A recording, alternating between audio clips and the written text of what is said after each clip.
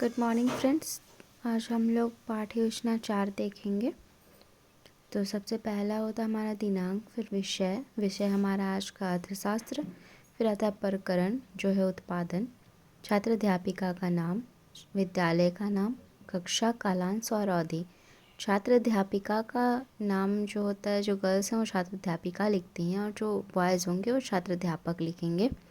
फिर उसके बाद आता है सामान्य उद्देश्य, जिसमें हम विषय से संबंधित चीज़ों को बताते हैं कि हम अर्थशास्त्र के प्रति रुचि जागृत करेंगे बच्चों में। अर्थशास्त्र के बारे में बच्चों को अवगत कराएंगे, सामाजिक तत्वों के बारे में बताएंगे, अर्थशास्त्र के विषय में पूर्ण जानकारी देंगे। तो ये सारी चीज़ें हम सामान्य उद्देश्य में रखते हैं जो हमारा विषय से संबंधित होता है। फिर उसके बाद आता है हमारा विशिष्ट उद्देश्य, जिसमें हम प्रकरण के बारे में बच्चों को जानकारी क्या क्या देने वाले हैं ये लिखते हैं। जैसे मेरा है प्रकरण उत्पादन, तो उत्पादन के विषय में हम बच्चों को क्या बताने वाले हैं तो ये लिखेंगे। जैसे उत्पादन के बारे में हम उत्पादन क्या है ये बता दिए, उसका प्रकार क्या है व्याख्या कर देंगे, प्रयोग बताएंगे, विशेषता बताएंगे। तो ये सारी चीज़ें हम विशिष्ट उद्देश्य में लिखते हैं। फिर उसके बाद आता है हमारा सहायक शिक्षण सामग्री, जो उसमें हम लिखते हैं जो हमारी चीज़ें हम पढ़ाने वक्त जो यूज़ करते हैं, जैसे सैम्पल, चॉक, डस्टर, सांकेतिक, रोलर, बोर्ड, चार्ट पेपर आदि। फिर उसके बाद आता है हमारा शिक्षण विधि, कि किस विधि से हम अपने चीज़ों को समझाते हैं। तो व्याख्यान विधि, प्रश्नोत्तरी विधि, उदाहरण विधि, ये विधियाँ और भी होती हैं पर हम 3 ही लिखते हैं। फिर उसके बाद आता है हमारा शिक्षण सूत्र, तो सरल से जटिल की ओर, ज्ञात से अज्ञात की ओर, पूर्ण से अंश की ओर। ये सूत्र भी और भी होते हैं पर हम 3 ही लिखते हैं।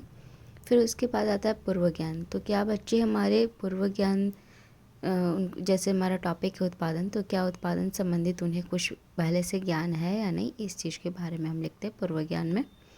फिर उसके बाद हमारा आता है प्रस्तावना प्रश्न, जहाँ हम बच्चों से कुछ क्वेश्चंस करते हैं और बच्चे उन चीज़ों का जवाब देते हैं। फिर लास्टली अगर किसी क्वेश्चंस का उन्हें आंसर नहीं पता होता है तो वहाँ पे समस्यात्मक प्रश्न लिख देते हैं। अगर वो आंसर देते हैं तो वहाँ आंसर लिखेंगे। उसके बाद हमारा होता है उद्देश्य कथन। उद्देश्य कथन हमारा आज क्या है हमारा पढ़ाने का, तो हमारा उत्पादन है। उत्पादन के विषय में हम बच्चों को जानकारी देने वाले हैं, तो वो चीज़ हम लिखते हैं उद्देश्य कथन में। फिर उसके बाद आता है हमारा प्रस्तुतिकरण। प्रस्तुतिकरण का हमारा कॉलम होता है शिक्षण बिंदु पहला, फिर छात्र अध्यापिका क्रिया, फिर छात्र क्रिया, फिर सैमपट क्रिया और फिर है मूल्यांकन। तो हम शिक्षण बिंदु में अपने जो प्रकरण है हमारा, जैसे जो टॉपिक है उत्पादन, उस चीज़ के बारे में जो हमारा टॉपिक है वो लिखते हैं। जैसे उत्पादन का अर्थ बताना, महत्व बताना, विशेषता बताना, तो ये चीज़ें हम लिखते हैं शिक्षण बिंदु में। फिर जब उसकी व्याख्या करते हैं तो व्याख्या हम छात्र अध्यापिका क्रिया में लिखेंगे।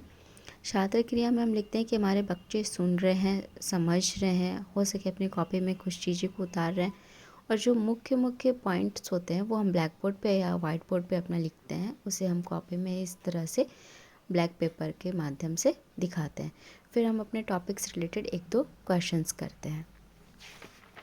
उसी तरह आगे है, जैसे उत्पादन से संबंधित हम चीज़ों को समझा रहे हैं, फिर उत्पादन के प्रकार हैं उसकी व्याख्या यहाँ करते हैं। बच्चे ध्यानपूर्वक हमारे सुन रहे हैं। अब जैसे इसमें मुख्य पॉइंट जो होता है हम ब्लैक बोर्ड पे लिखते हैं कि उत्पादन का महत्व 2 तरह से होता है, विक्रेता की दृष्टि से और क्रेता की दृष्टि से। तो वो चीज़ों को हम यहाँ कॉपी में ब्लैक पेपर से दिखा देते हैं। उसके बाद उससे रिलेटेड 1-2 क्वेश्चन हम अपने बच्चों से कर लेते हैं।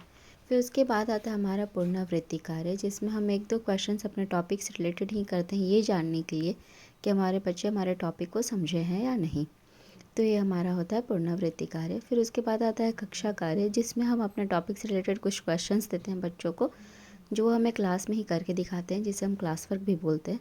फिर उसके बाद आता है गृह कार्य, जिसे हम होमवर्क बोलते हैं। वो बच्चे हमारे घर से करके आते हैं, वो होमवर्क होता है। Thanks for watching.